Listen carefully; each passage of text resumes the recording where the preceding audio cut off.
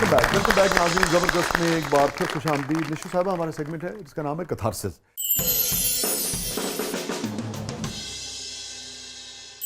Any regret in life? बहुत सारे होते हैं, ज़िंदगी में कंप्रोमाइज़ करना पड़ता है। ठीक है, मैं आपको और सिर्फ शेर सुनाऊंगी जो मेरी ज़िंदगी से बहुत रेलेवेंट है आजकल, इन दिनों, इस साल। लाजिम नहीं हर बार तुझे हम हो मुयस्सर, लाजिम नहीं हर बार तुझे हम हो मुयस्सर, मुमकिन है कि इस बार हमें सच में गंवा दे। वो शख्स भला कैसे सुकून पाएगा जिसकी बरसों की रियाजत कोई मिट्टी में मिला दे।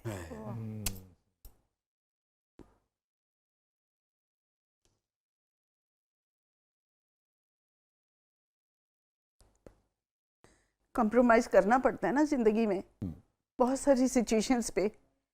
आपकी सारी उम्र की कमाई ही लुट जाए, आपका सब कुछ किया कराया ज़ीरो हो जाए, कैसा लगेगा आपको?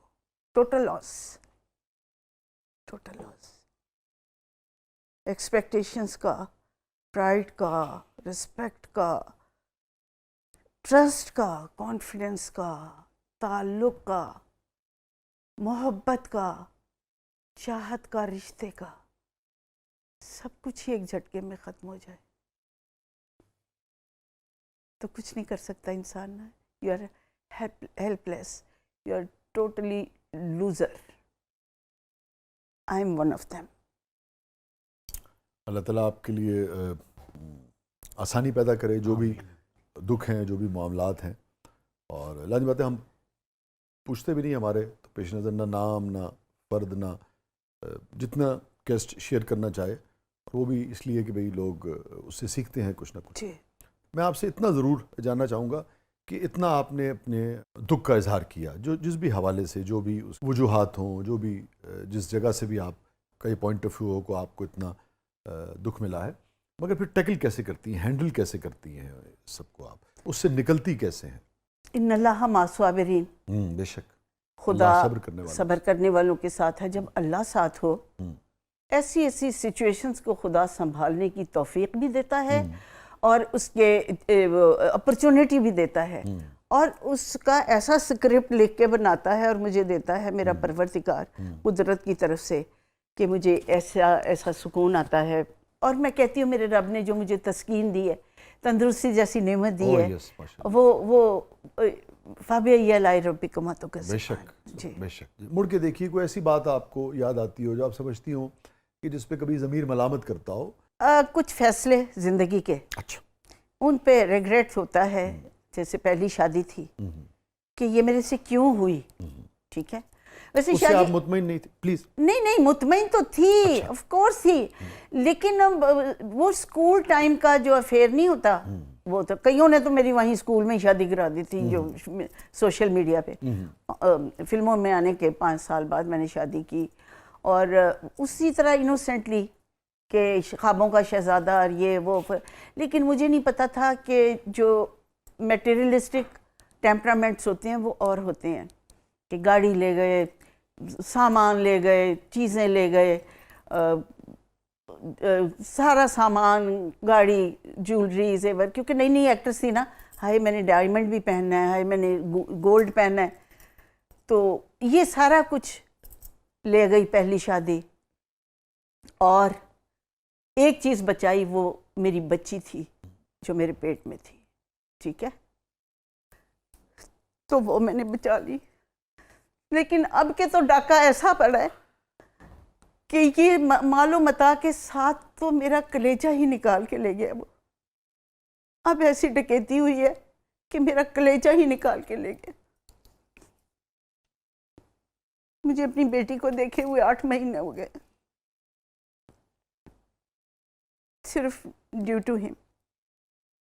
कोई बात नहीं, वो भी जो सिनेरियो बना, जो कुछ बना, मैं उस पर भी राज़ी हूँ। लेकिन कुछ बातें पब्लिसाइज नहीं करनी चाहिए, लेकिन जबकि हो चुकी हैं तो मैंने भी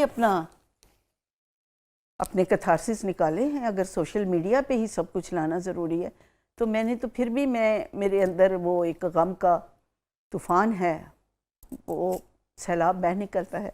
बहरहाल अल्लाह ताला आपके लिए आसानी फरमाए। हैप्पीएस्ट मोमेंट निशो साहिबा की ज़िंदगी का? जब मैंने साहिबा की शादी मंगनी की थी, रेम्बो साहब से, दैट वाज हैप्पीएस्ट मोमेंट। वो इसलिए कि उन दिनों एक गाना बहुत हिट था, नच पंजाबन नच पंजाबन। अबरार साहब। तो सारी औरतें बैठी हैं, ढोलकी बज रही है और मैं एक सोबर माँ बन के बैठने की बजाय, वो डेक लगा हुआ था नाच पंजाब, मुझे नहीं पता सब लोग बैठे हुए हैं और मैंने उठ के भंगड़ा डालना शुरू कर दिया। ये मुझे नहीं पता मैंने कैसे किया, मुझसे हो गया। तो that was happiest moment of my life. I really enjoyed that. तो लोग बहुत कुछ कहते हैं कि जी शादी में नहीं थी, ये मानती नहीं थी। तो आप मुझे बताएं कौन माँ है कि हाँ जी मैं आपकी बेटी से इश्क करता हूँ, ओके बेटा go ahead and enjoy yourself. मैं उस माहौल की, उस कल्चर की नहीं थी। शादी करो, शादी से पहले कोई आप लोगों को कोई आज़ादी, कोई कुछ नहीं कहे। इसीलिए मेरी 3 शादियाँ, और अल्लाह माफ़ी जो 3 शादियाँ मेरी सोशल मीडिया पे वायरल हुई हैं, कोई चीज़ इतनी वायरल नहीं हुई। मुझे यूं लगता है कि सिर्फ मैंने 3 शादियाँ की है, किसी औरत ने 3 शादियाँ नहीं की। इसलिए मैं चौथी नहीं कर रही।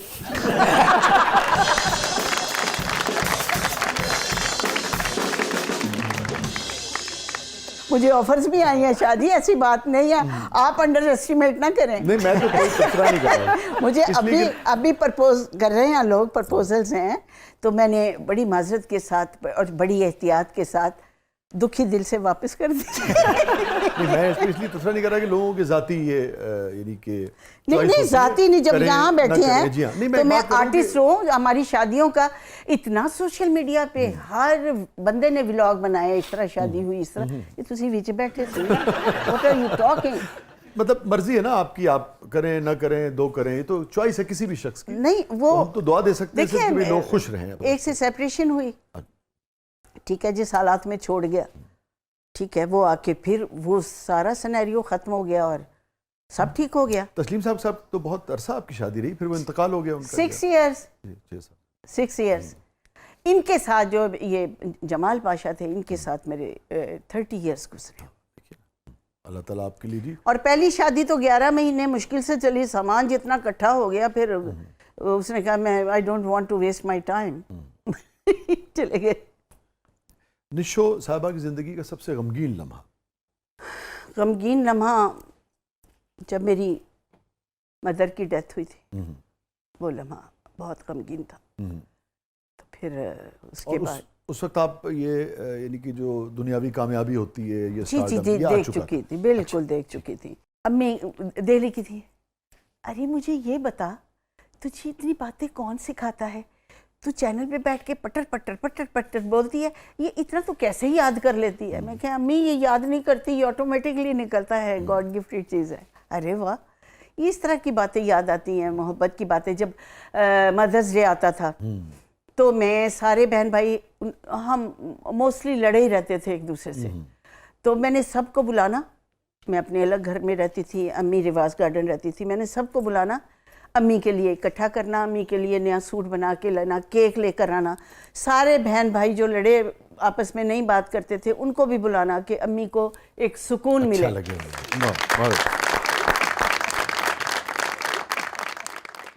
निशो साहिबा की जिंदगी का मेमोरेबल लम्हा? जब मेरी फिल्म लगी थी, पहली फिल्म बाजी, that was my debut film. पहली मर्तबा जब आप गईं, आपने बड़ी स्क्रीन पे खुद को देखा, हाँ। याद पड़ता है आपको क्या कैफियत थी? आप वो नाकाबिले बयान, वो मैं उसको डिफाइन नहीं कर सकती वर्ड्स को, जैसे होता है ना ड्रीम कम ट्रू। तो आपके शोबे पे ओवरऑल एक उरूज था ना उस जमाने में जी। आप फिल्म स्टार हैं मगर अब फिल्म नहीं बन रही जी। तो अब क्या कैफियत होती है कि आपको अपने फन के इजहार के लिए कोई उस तरह का प्लेटफॉर्म जो है, जो असल आपका काम है, वो मैसर नहीं है? फिल्म ही नहीं बन रही तो ड्रामों वगैरह में अपने शोबे को यहाँ देख के क्या फीलिंग्स होती है? बिल्कुल ऐसे जैसे कोई डिजास्टर था, वो आया गुजर गया, सैलाब आया या बॉम्ब ब्लास्ट हुआ फिल्म इंडस्ट्री पे, या सैलाब में सब बह गया, सब फिल्में, कामयाबियाँ और superstar, stardom, everything gone with the wind. 150, 200, 250 फिल्में उस ज़माने में तकरीबन बनती थी, कैफ साहब? जी सर, बिल्कुल ऐसे। कभी आपने उस ज़माने में सोचा था कि एक वक्त आएगा कि पाकिस्तान में 10 फिल्में भी नहीं बन रही होंगी, एक साल में 10 फिल्म भी रिलीज़ नहीं होंगी? नहीं, नेवर, क्योंकि पार्किंग नहीं मिलती थी। एवेन्यू के स्टूडियो के बाहर गाड़ियाँ पार्क होती थी।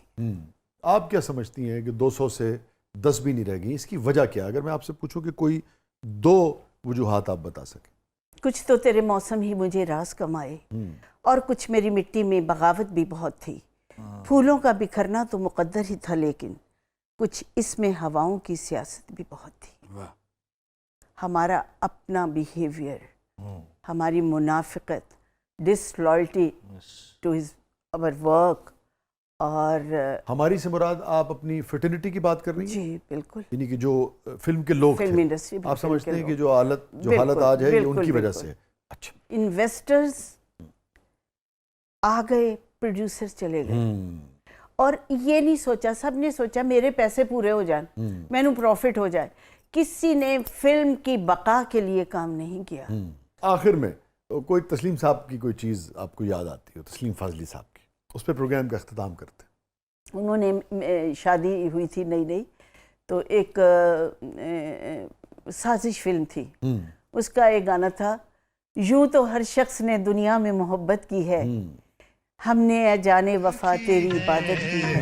हमने ए जाने वफा तेरी इबादत की है। और एक शेर कहते थे कि अपने ही आप पे दिल आने लगा है मेरा, तो आपके हुस्न इस दिल पे इनायत की है। और ये कहते थे कि जब मैं याद आऊं तो अपने आप को प्यार कर लिया करता।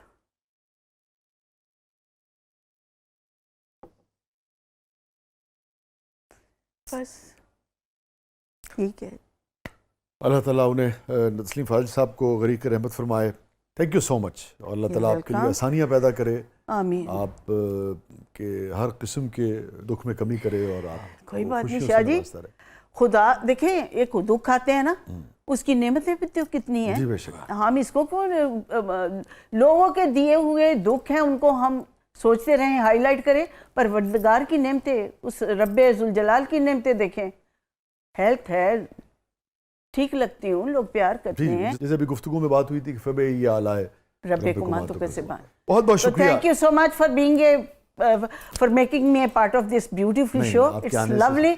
और मैं कसम खा के कहती हूँ, आई स्वेयर, इतना मज़ा आया मुझे खुद बोलने में, और आपने पता नहीं आपके पास के तुसी मतलब उसमें तो काम नहीं करते जो मुजरिम से वो उगलवाते हैं, कन्फेशन करवाते हैं। आप हमारी स्टार हैं, आप तो वैसे भी। Thank you so much, thank you so much, बहुत बहुत शुक्रिया आप तशरीफ लाए। You are welcome. Thank you so much. नाज़रीन, ये था आज का ज़बरदस्त। अपने फीडबैक से हमें आगाह कीजिएगा, और इजाज़त दीजिए। अल्लाह हाफ़िज़।